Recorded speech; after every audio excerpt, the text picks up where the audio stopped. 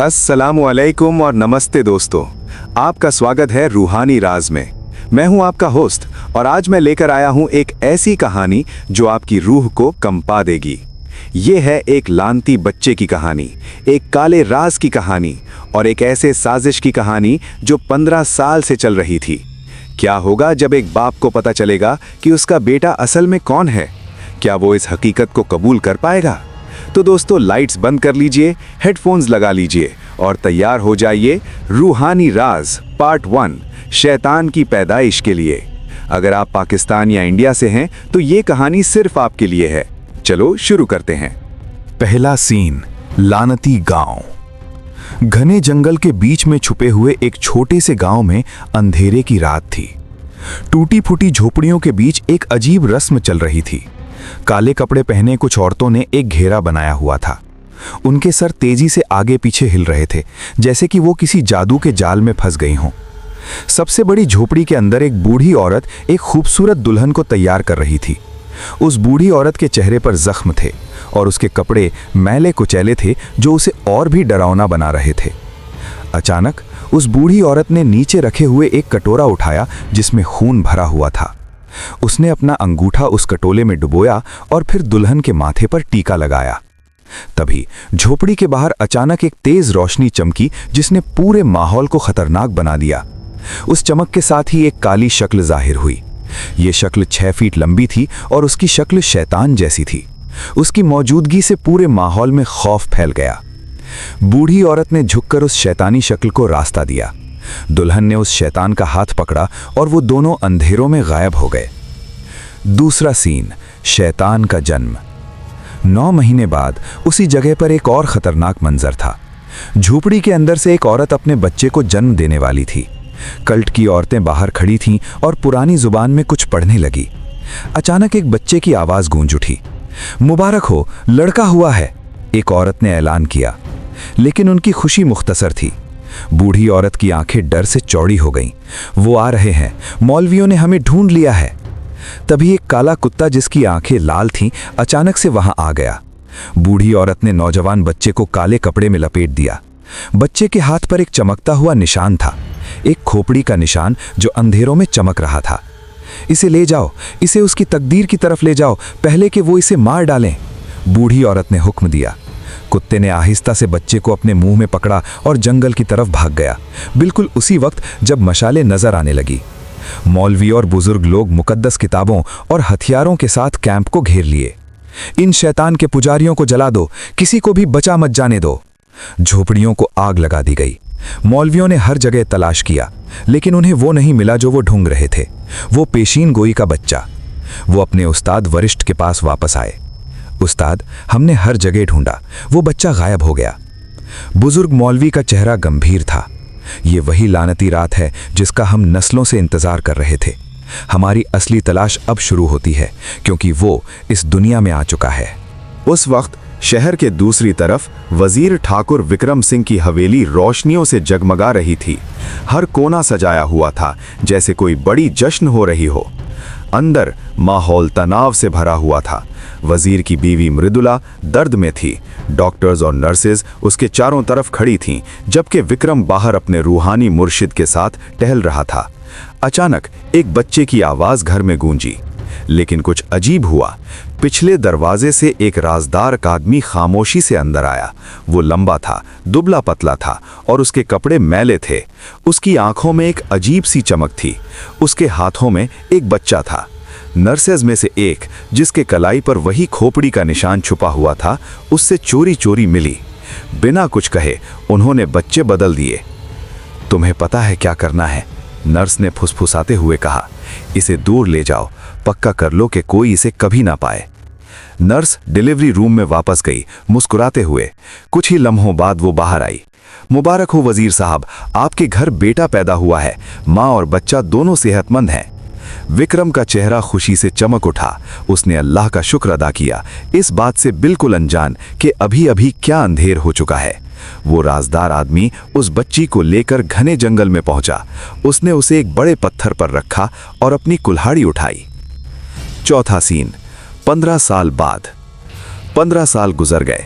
छोटा विराट अब एक खूबसूरत नौजवान बन गया था, लेकिन उसके बारे में कुछ ऐसा था जो उसकी माँ को परेशान करता था। हर सुबह मृदुला इबादत करती और विराट को प्रसाद देती। हर सुबह वो इनकार कर देता। विराट, इधर आओ, भगवान का प्रसाद लो, वो पुकारती। वो उसकी बात को बिल्कुल नजरअंदाज करता। उसकी आंखें ठंडी और दूर थीं। मुझे इसके बारे में बहुत फिक्र है, मृदुला ने अपने शौहर से कहा। वो भगवान में कोई दिलचस्पी नहीं दिखाता, हमारी रिवायतों का कोई एहतराम नहीं करता।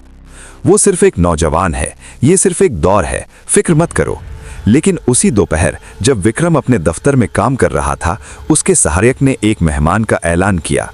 साहब, बाहर एक साधु आपसे मिलना चाहते हैं। वो कह रहे हैं कि ये बहुत जरूरी है।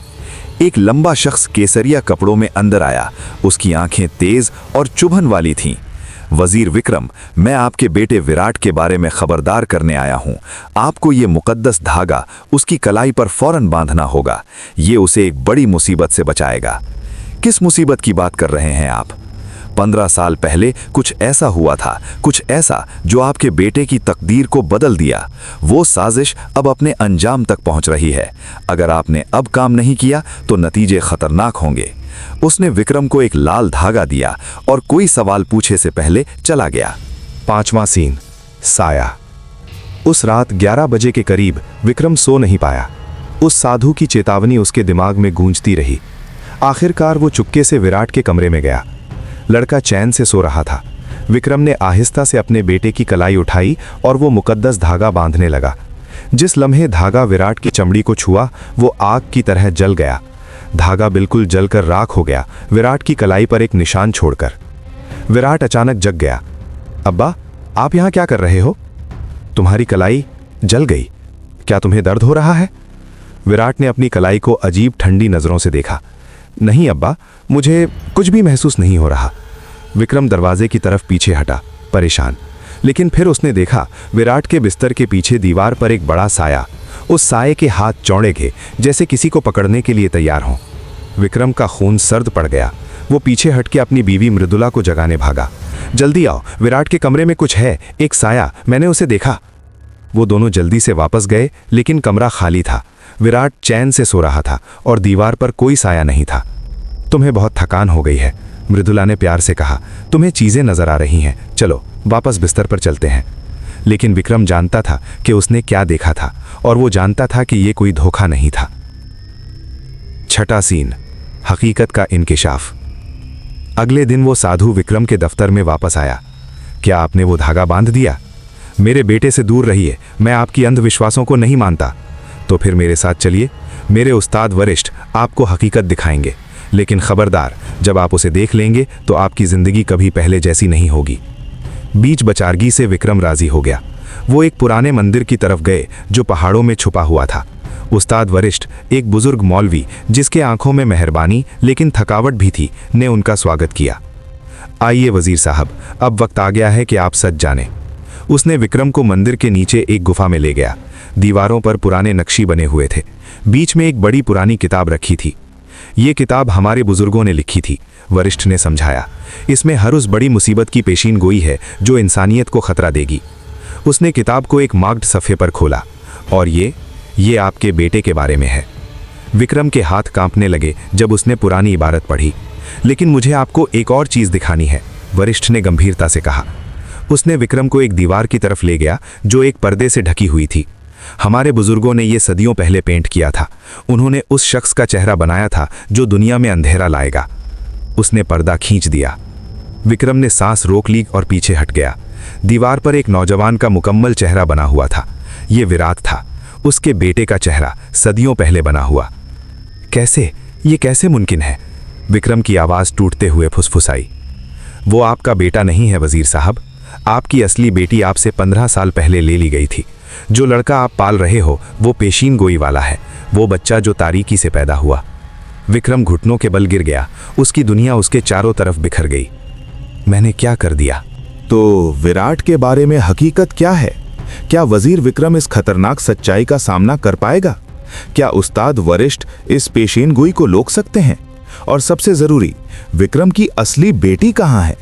जानिए अगले एपिसोड में रूहानी राज के। अगर इस कहानी ने आपको कांप दिया तो लाइक करना मत भूलिए, सब्सक्राइब करिए और नोटिफिकेशन बेल दबाइए ताकि आप कभी भी कोई एपिसोड मिस ना करें। अपने नजरिए कमेंट्स में लिखिए। तब तक डरते रहिए। रूहानी राज लोगो जाहिर होता है। पाकिस्तान और इंडिया के दोस्तों, अगली बार मिलते हैं।